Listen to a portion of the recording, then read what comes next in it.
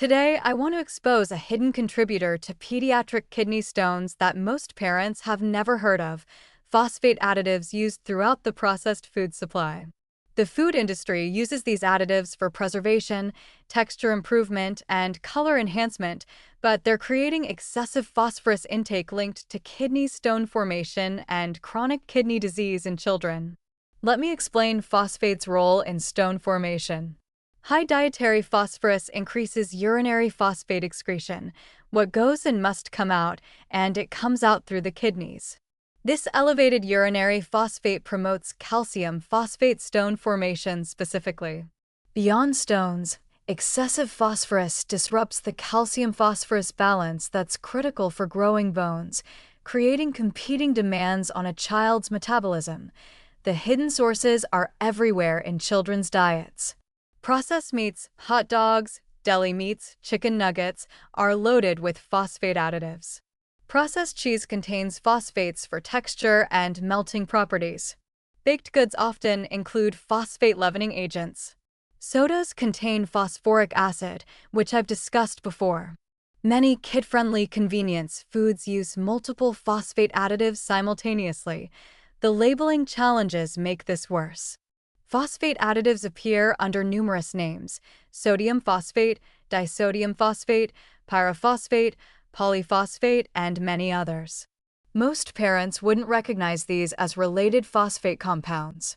Here's something critical that most people don't know: organic phosphorus from food additives is more bioavailable than naturally occurring phosphorus in whole foods. This means the phosphorus from additives is absorbed more completely, creating higher blood levels and urinary excretion.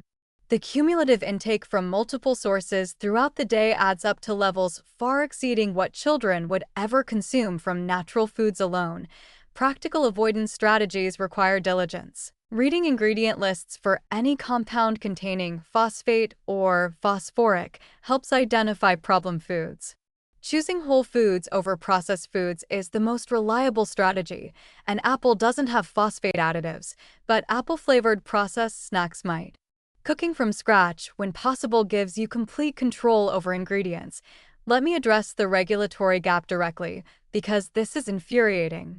Phosphate additives are classified as generally recognized as safe GRAS status in regulatory language. But the safety evaluations establishing GRAS status didn't consider cumulative exposure from multiple foods throughout the day. They didn't adequately consider pediatric vulnerability. Children's developing kidneys handle phosphorus differently than adult kidneys. There are no labeling requirements for total phosphorus content. Unlike sodium, fat, or sugar, phosphorus doesn't appear in the nutrition facts panel. This keeps consumers completely in the dark about their intake. The socioeconomic justice dimension cannot be ignored. Processed foods are disproportionately consumed by lower-income families. Why? They're cheaper per calorie, they're convenient when working multiple jobs with no time to cook, they have long shelf lives reducing food waste, and they're available in food deserts where fresh whole foods aren't accessible. This creates health disparities and kidney disease burden. Children from lower-income families have higher kidney stone rates and chronic kidney disease rates, partly driven by the processed foods they consume out of economic necessity. This is a justice issue, not just a health issue. Until we address food access, affordability, and the fundamental economics of nutrition, telling families to just eat whole foods is insufficient and frankly tone-deaf to their reality.